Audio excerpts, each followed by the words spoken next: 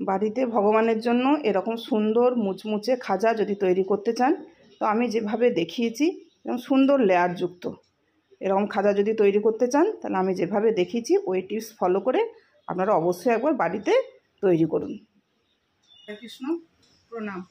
আমি সদানন্দিনী মালিনী দেবী দাসী, রাধারানীস কিচেনে আপনাদের সবাইকে স্বাগত।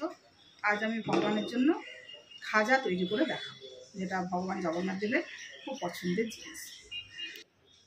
খাজাটা তৈরি করার জন্য এখানে আমি ময়দা নিয়েছি। খাজা তৈরি করতে ময়দাই লাগবে, আটাতে ভালো হবে না।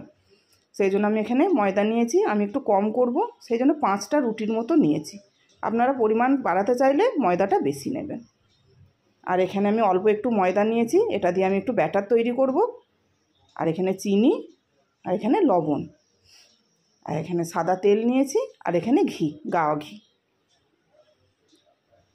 এবার আমি ময়দাটা মেখে নেব, সেই জন্য আমি অল্প করে লবণ দেবো।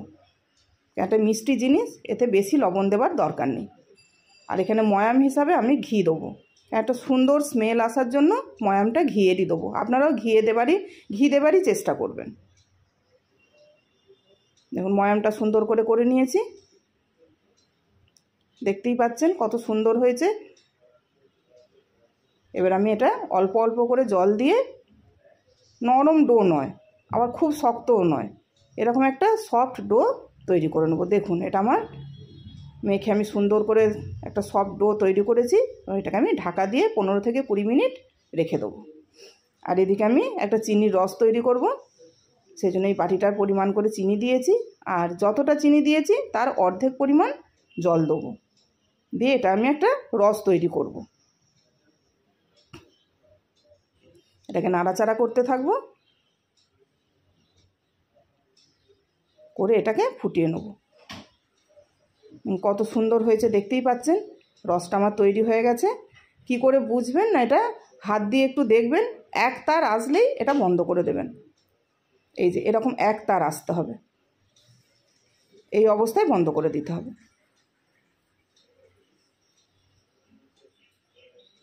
এটাকে আর ফোটাবার দরকার নেই। এটা আমি বন্ধ করে একটু নাড়াচাড়া করে নিয়েছি। এই রসটা যাতে বসে না যায় চেপে, সেই জন্য আমি এর মধ্যে একটু লেবুর রস দিয়ে দেবো, তাহলে রসটা টাইট হয়ে যাবে না। দিয়ে এটাকে আমি একটু নাড়াচাড়া করে নেব, নিয়ে ঢাকা দিয়ে রেখে দেবো এটাকে।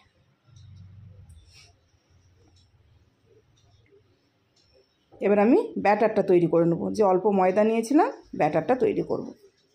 এতে আমি অল্প একটু গা ঘি দিলাম, আর বাকিটা আমি সাদা তেল দেবো। ঘিটা দেওয়ার কারণ হচ্ছে খাজাটা থেকে একটা সুন্দর ঘিয়ের গন্ধ আসবে, গা ঘিয়ের একটা সুন্দর গন্ধ আসবে। সেই জন্য অল্প অল্প করে আমি এতে ঘি একটু ইউজ করেছি। দেখুন ব্যাটারটা কীরকম থিকনেস হয়েছে, এই রকম হতে হবে। এবারে এটাকে আমি একধারে রেখে দেবো। দেখুন ময়দাটা আমার মাখায় যে ঢাকা দেওয়া ছিল 20 মিনিট প্রায়, কত নরম হয়ে গেছে। এটাকে আমি আরও একটু মেখে নেবো। মেখে নিয়ে এর থেকে আমি ডেলি কেটে নেবো, রুটির আকারে গড়ে নেবো। ডেলিগুলো আমার কাটা হয়ে গেছে, দেখুন 5টাই রুটি হয়েছে আমার। এবার এগুলোকে আমি বেলে নেব। আমি এটা ময়দাতে কোট করে নিয়েছি, করে নিয়ে পাতলা করে বেলবো, খুবই পাতলা করে, একদমই মোটা নয়, বড় করে বেলে নেব। দেখুন কত সুন্দর বেলা হয়েছে। থিকনেসটা দেখতেই পাচ্ছেন কত পাতলা হয়েছে। এইভাবেই বেলতে হবে পাতলা করে। এবার এটাকে আমি তুলে রাখবো, রেখে বাকিগুলো আমি ওই একইভাবে পাতলা করে বেলে নেব। দেখুন আমার সবগুলোই বেলা হয়ে গেছে। এর থিকনেসটা দেখতেই পাচ্ছেন কত পাতলা, এরকম পাতলা করেই বেলতে হবে। এখানে আমার বাকিগুলো রয়েছে। এবার আমি যে ব্যাটারটা তৈরি করেছিলাম ময়দার, ব্যাটারটা 1 চামচ এখানে আমি দিয়ে দেবো। দিয়ে হাতে করে আমি গোটা রুটির মধ্যে এটাকে স্প্রেড করে নেব। আপনারা চাইলে ব্রাশে করেও করতে পারেন, আমার হাতে সুবিধা হবে বলে আমি হাতে করে করেছি। তার উপরে আবার একটা রুটি আমি দিয়ে দেবো, দিয়ে এর উপরে আবার 1 চামচ আমি ব্যাটার দিয়ে দেবো। দিয়ে ওই একইভাবে গোটা রুটির মধ্যে এটাকে আমি স্প্রেড করে নেব।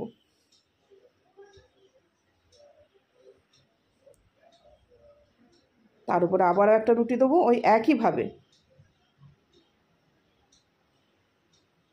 আপনারা এইভাবেই করবেন, প্রত্যেকটা স্টেপ এইভাবেই করবেন একদম, তাহলে দোকানের মতো সুন্দর হবে, কোনো অংশে অন্যরকম হবে না। আমরা তো পুরী গেলে এই খাজাগুলো কিনেই খাই, তা আপনারা এখন বাড়িতেই তৈরি করে ভগবানকে দিয়ে ভোগ গ্রহণ করতে পারবেন। দেখতেই পাচ্ছেন আমি কি করে করছি, খুবই সহজ তৈরি করা। বাড়িতে আপনাদের যখন ইচ্ছা হবে আপনারা নিজেরাই তৈরি করে ভগবানকে নিবেদন করতে পারবেন, বা আপনারা এমনিও বাড়িতে তৈরি করতে পারবেন। ব্যাস, আমি লাস্টের রুটিটাও দিয়ে দিলাম, দিয়ে এরও ওপরে আমি ব্যাটার স্প্রেড করে নিয়েছি। এর পরের পার্টটা একটু গুরুত্বপূর্ণ, এইটাকে আমাকে রাউন্ড করতে হবে, কিন্তু খুব টিপে টিপে, একদম ভেতরে যেন ফাঁকা না থেকে যায়,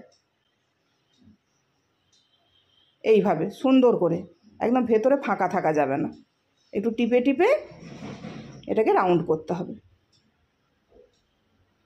ব্যাস, এইভাবে রাউন্ড করে আমি একটু গোল করে পাকিয়ে নেব এইভাবে, তাহলে ওর লেয়ারগুলো একটার সঙ্গে একটা জুড়ে যাবে, খুলে যাবে না ভাজার সময়, সুন্দরভাবে জুড়ে থাকবে।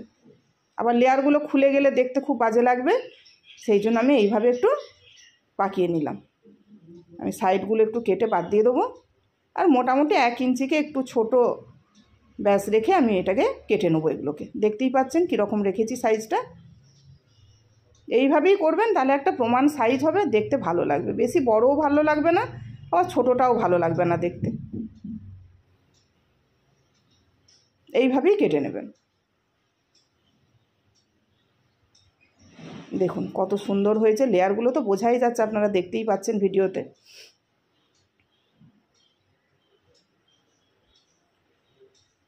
আমি এরও ধারটা একটু বাদ দিয়ে দেবো। এইভাবে আমি সবগুলোকে কেটে, আমার মোট 8টা হয়েছে। এগুলোকে আমি থালাতে একটা তুলে নেব, নিয়ে এরপরে কীভাবে করতে হবে আমি দেখিয়ে দিচ্ছি। একটা লেচি নিয়েছি, নিয়ে আঙুলে করে একটু টিপে দেবো, দিয়ে বেলনার সাহায্যে একটু বেলে নেবো, নিয়ে পাতলা করে নেব। দেখুন কিভাবে, এইভাবে আমি সবগুলোকেই ওই একই মাপ করে বেলে নেব। খুব পাতলাও হবে না এটা, আবার মোটাও রাখা যাবে না, এইটাই ফুলে যাবে ভাজার সময়। দেখুন সবগুলো আমি সুন্দর করে বেলে নিচ্ছি অল্প করে, লেয়ারগুলো দেখুন সবই বোঝা যাচ্ছে খুব সুন্দর। এবার আমি এগুলোকে তেলে ভাজবো। তেলটা কিন্তু আমার মানে লো নয় আর মিডিয়ামও নয়, এই রকম মাঝামাঝি থাকবে, লো টু মিডিয়ামের দিকেই থাকবে। দেখতেই পাচ্ছেন দেওয়ার সাথে সাথে কতটা তেলটা গরম, বুঝতেই পাচ্ছেন, এই অবস্থাতেই দেবেন। আমি 4টে করেই ভাজবো, দুবারে ভাজবো। দেখুন ওই 2 মিনিট মতো ভেজেছি আমি। এগুলো ফুলতে শুরু হয়েছে, আমি এতে এখন খুন্তি টুন্তি লাগাবো না, এটা আমি পুরো ফুলে ওঠা পর্যন্ত ওয়েট করব। দেখুন কত সুন্দর ফুলছে আস্তে আস্তে, দেখতে পাচ্ছেন লেয়ারগুলো কত সুন্দর খুলেছে। আরও যখন ভাজা হয়ে যাবে এগুলো তো আরও সুন্দর হয়ে যাবে। দেখুন কত সুন্দর লাগছে দেখতে। এবারে দেখুন ফুলে ওপরে উঠেছে, এবার আমি এগুলোকে উল্টে দেবো।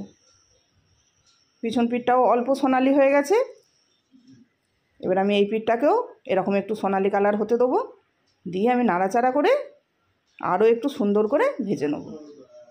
আপনারা এখনই বুঝতে পারছেন কত সুন্দর হয়েছে, দেখুন কত সুন্দর লাগছে দেখতে। এগুলো আমার ভাজা হয়ে গেছে, এই রকম কালার হতে হবে, তবে খুব সুন্দর মুচমুচে হবে। এগুলোকে আমি এবার সব তুলে নেব।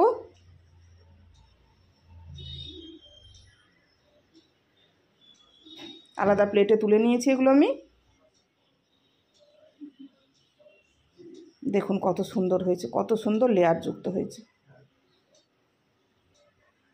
এবার আমি বাকিগুলোকেও ভেজে নেবো, যে 4টে বাকি ছিল ওই 4টেকেও আমি ভেজে নেবো।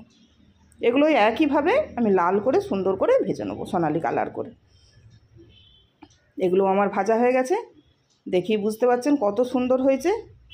দেখুন, এগুলোকেও আমি এবার আলাদা প্লেটে তুলে নেব।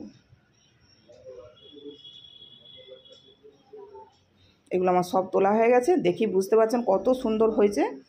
এবার এগুলোকে আমি যে রস করে রেখেছিলাম সেই রসের মধ্যে দিয়ে দেবো। বেশিক্ষণ রাখা যাবে না রসে, বেশিক্ষণ রাখলেই খুব নরম হয়ে যাবে। ওই 8-10 সেকেন্ড, মানে ওই উল্টাতে যা একটু সময় লাগবে, এই একবার উল্টে পাল্টেই ওকে তুলে নিতে হবে, একদমই বেশিক্ষণ রাখা যাবে না। দিয়ে আমি এটা আলাদা প্লেটে তুলে নেব। বেশিক্ষণ একদম রাখবেন না, রাখলেই এটা নরম হয়ে যাবে। জাস্ট এদিক ওদিক করে একবার ডুবিয়ে তুলে নিতে হবে, তবে এটা মুচমুচে থাকবে। দেখতেই পাচ্ছেন আমি কতটুকু সময় রেখেছি, এই রকমই রাখবেন। আমি বাকিগুলোকে ওইভাবে একইভাবে রেডি করে নেব।